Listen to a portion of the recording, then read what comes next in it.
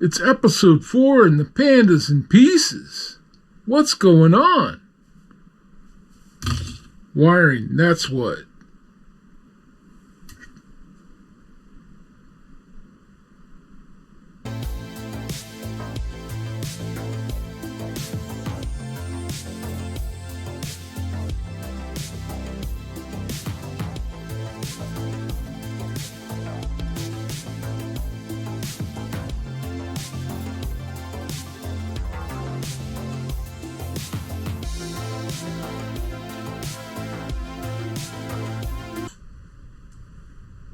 Jamma harness to the BROOK board.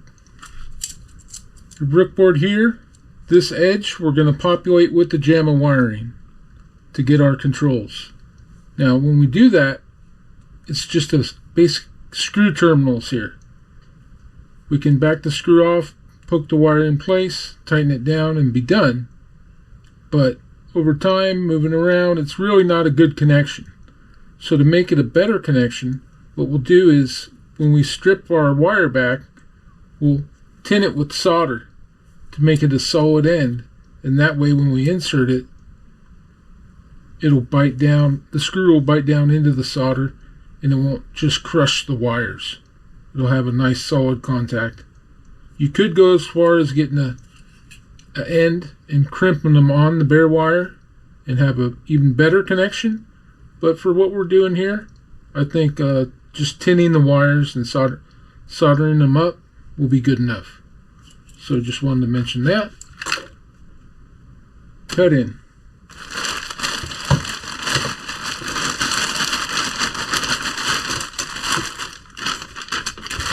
Okay. Vewlix connectors or amp connectors. These are what will interface, say, once we go from the BROOK board down through the cabinet. We don't want a long spaghetti of wiring stuck into the cabinet where we can't service things. You want to make bridge points where you can disconnect the wiring so you can service things. Like if I want to take the control panel off and the wiring's hardwired in, I'm not going to get very far. But if I put a Vewlix or an amp connector in between those 2 points, I'll be able to disconnect the upper half of the harness from the bottom half. And these allow us to do it with a male-female Vewlix connector like that. Get a close-up view there. This is a 15-pin variety, so one of these will do a one player because you got 7 buttons plus up, down, left, right, and player start, and a coin. But a coin will probably be on a separate part of the harness. So there's 1 and 2 player, and these come in various sizes. Like this is for 15 pin. Doesn't say the wiring size, but that's pretty huge. But it goes down to, very small 0.84 wire 3-pin connector, 2-pin connector. This is for monitor power usually and stuff like that.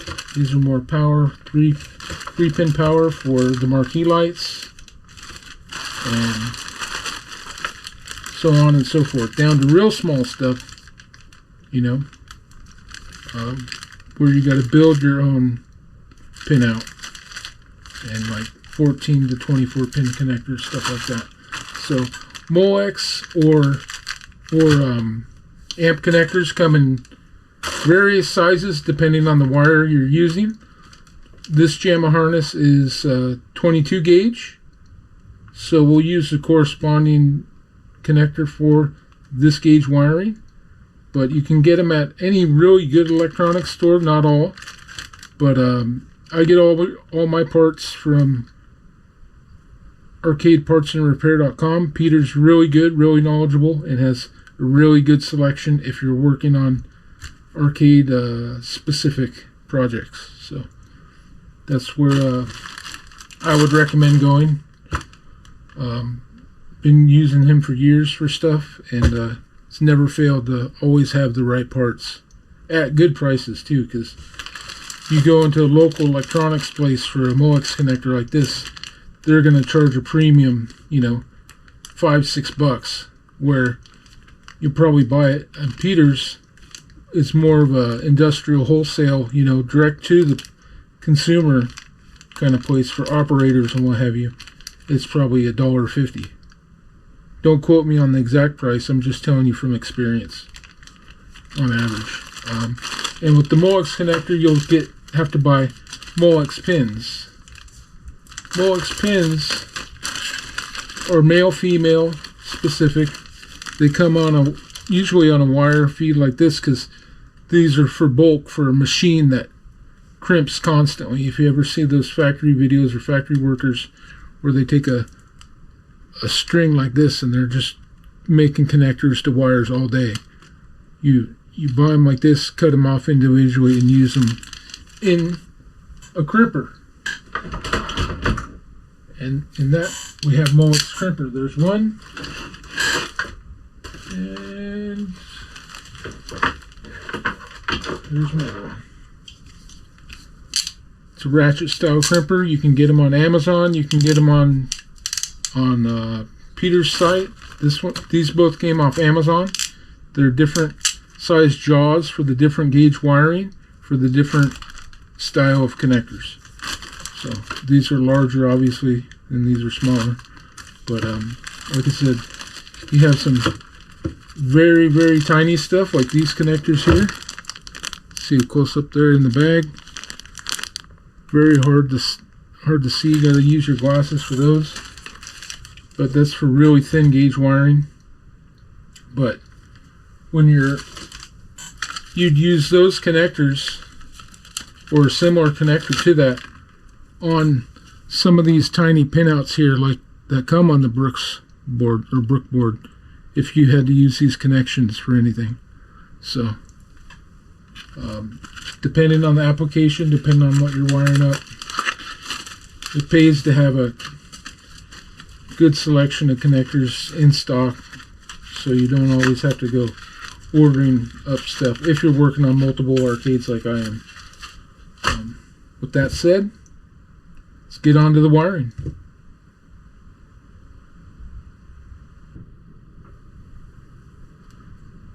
Alright, our Jamma harness is 5 foot in length. With that said, I want to use about 2.5 feet from the control panel down into the cabinet. So I'm going to start with the one player portion, clip it at 2.5 feet, and then work with it in sections from there. We'll do the first player, then the second player, then the start buttons, coin buttons, what have you from there. I'll probably put this on a time lapse so it's not too boring watching this.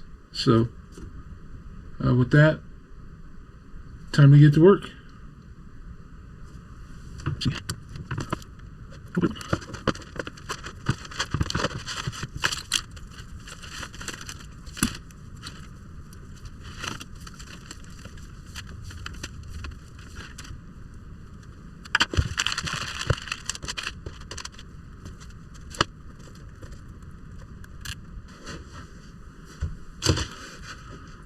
Alright, I want to zip tie my wiring every 6.5 inches just to keep a nice uniform bundle separated throughout the harness. So with that, I'm just going to take my tape measure, make a reference point here, my artboard,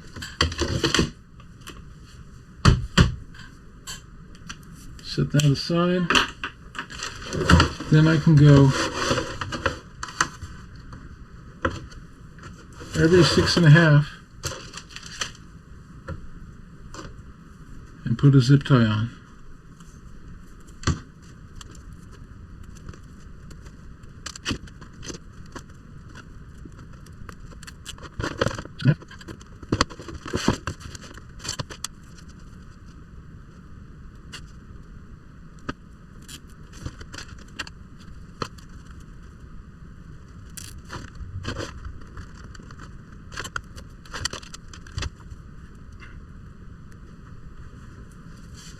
Good enough.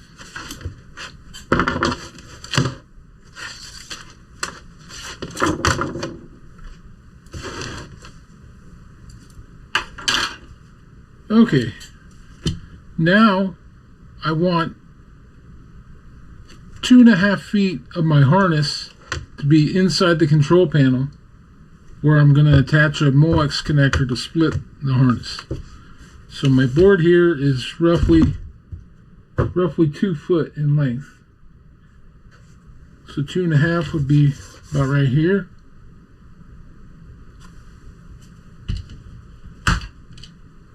Or 3 would be right about there, actually. So 2.5 is back to where my mark is. So, with that said, we start with our end here.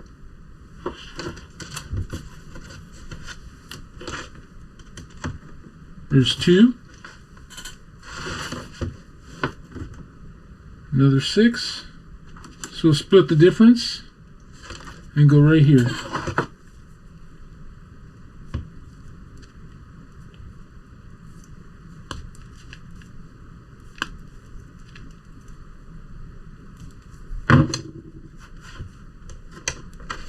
And with that, our first player 1 harness is cut up.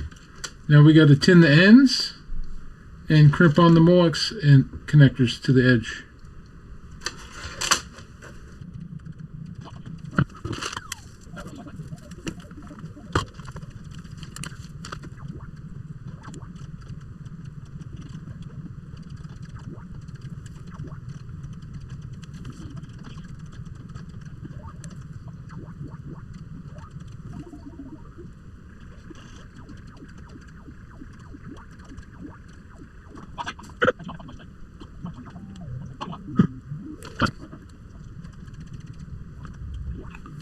And that's tinning the wires.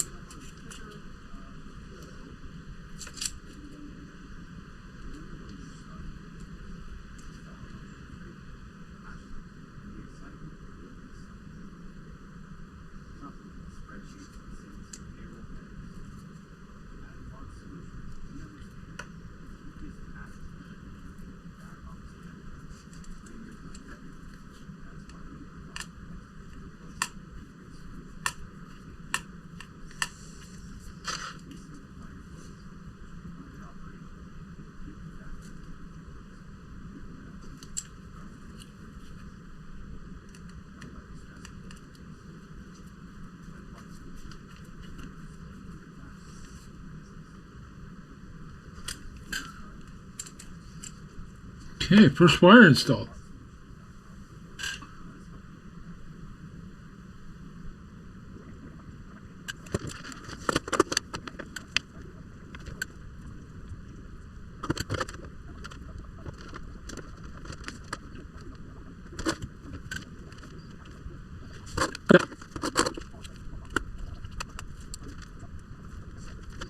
2, 4, 6, 8, 10.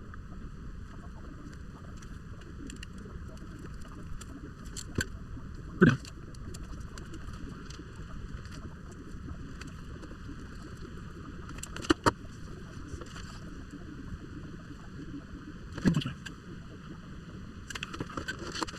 Green light. Green light.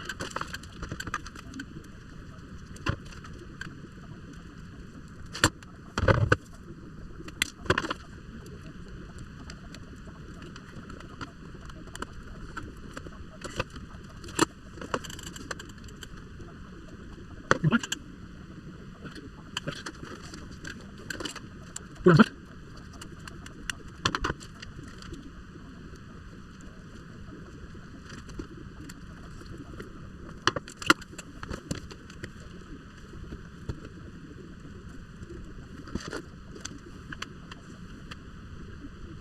Five's right.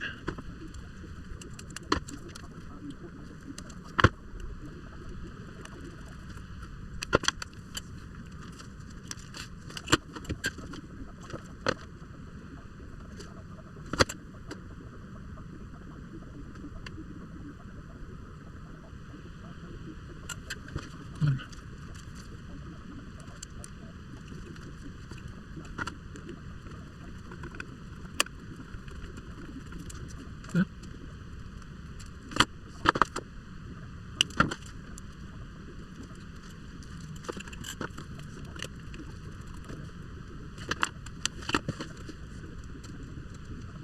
Three. White one's right.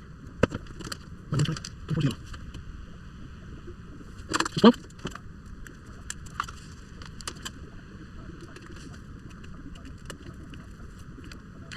So. 16. 13, 14, 15, 16.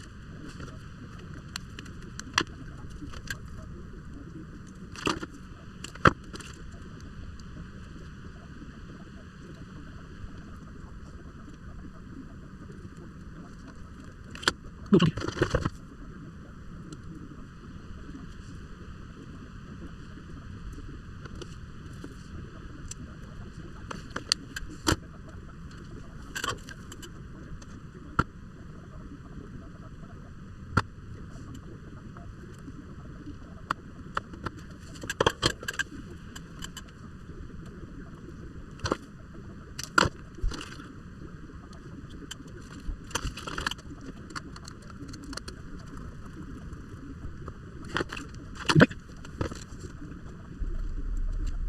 Right.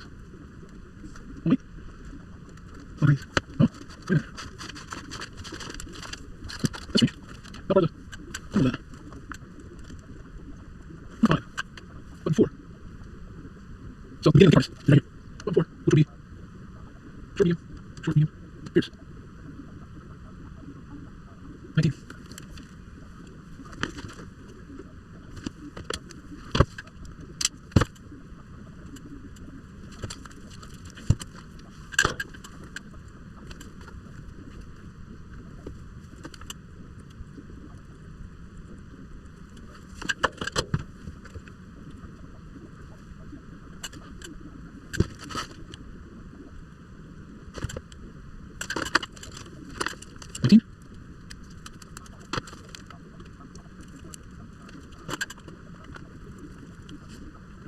Mistake. 26. Purple white.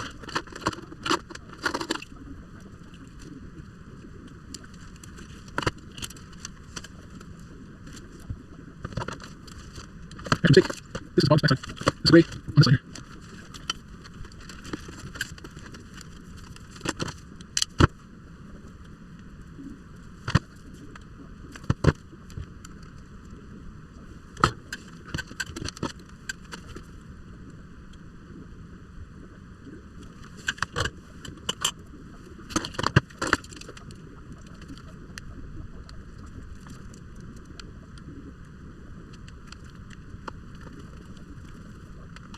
Good night.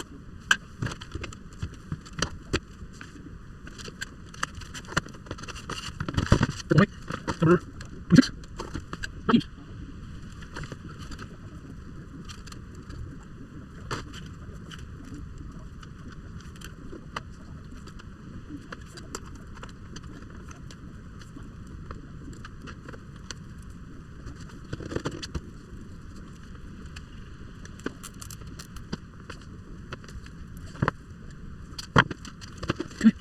need black backgrounds. Yep, that was.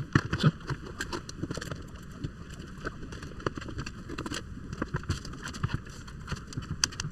Let's see, this is 28. 28 round. 20 round.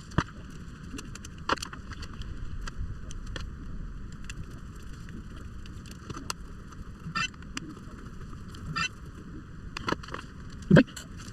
So we got the wire. So we'll just take it. That's where the harness. Measure it up. Same right here. Okay. There we go. Loose wire, more loom. So we try to braid it in by cutting it between the wires.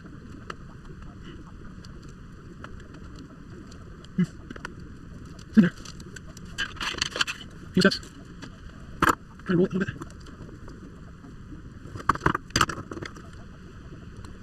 All done.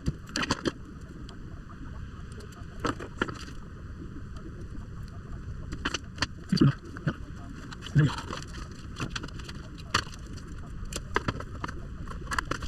Okay.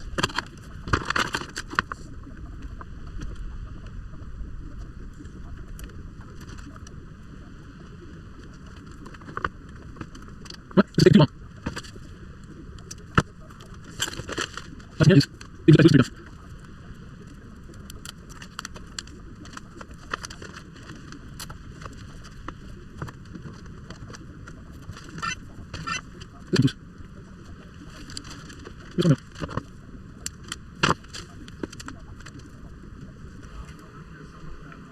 A quick mention about our full Jamma harness.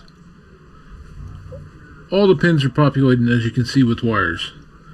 But being a full Jamma harness, it only supports 4 player buttons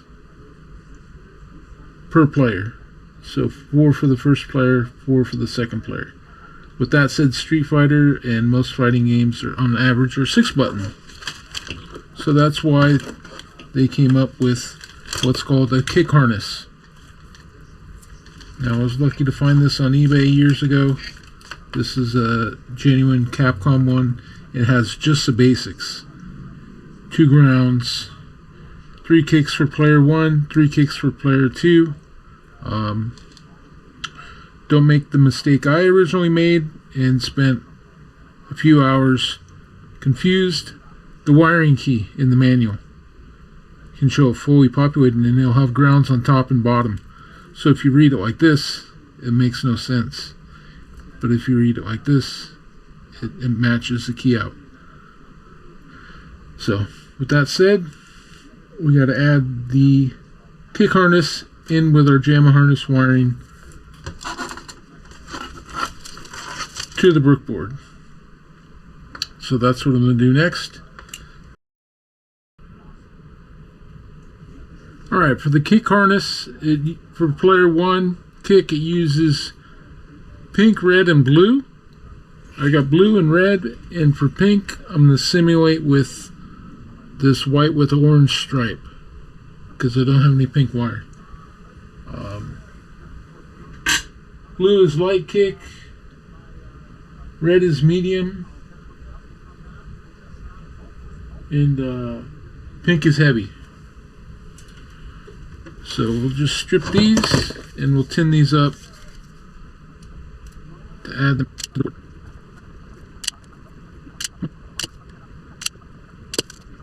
So I got the sheet in the strip of somewhere. Alright. Push these up.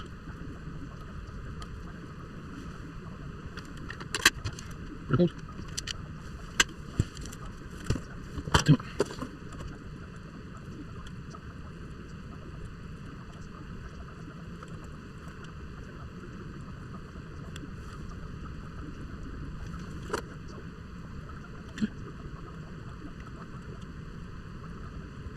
You gotta get much started when you're splashing down blue. Right. Go back.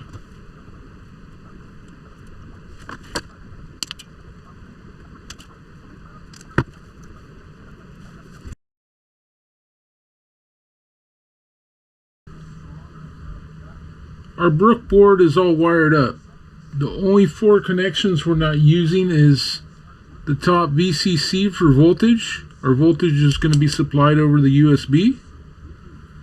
A lot of people, if you hook this up to USB power and voltage from another source, you will toast the board. So I've heard a lot of people make that mistake.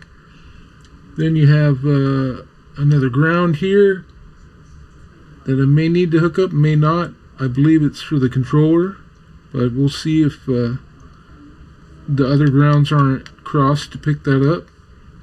We'll deal with that if need be.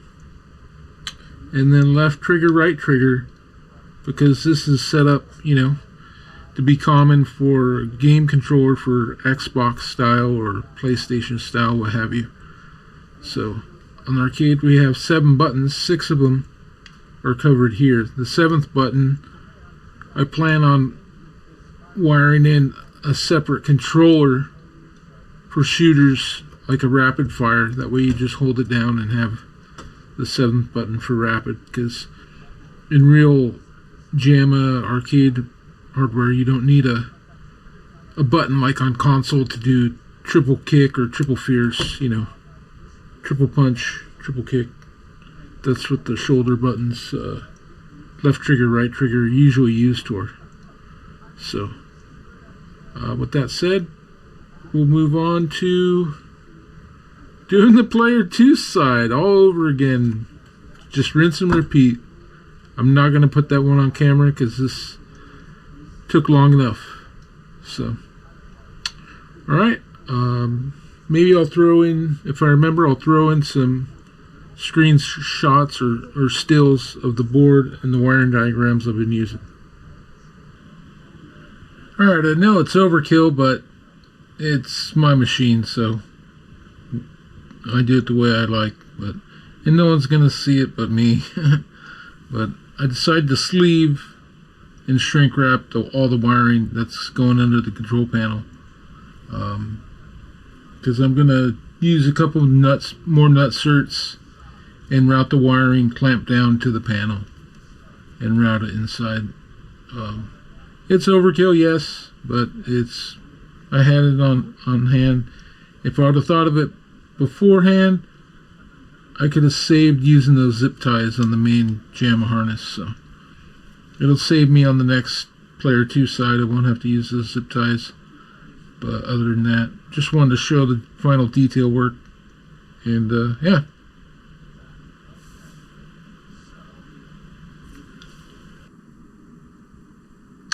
I want to end episode 4 here to keep the video in a digestible half-hour time limit for you, the viewer, to keep it interesting and to keep it digestible.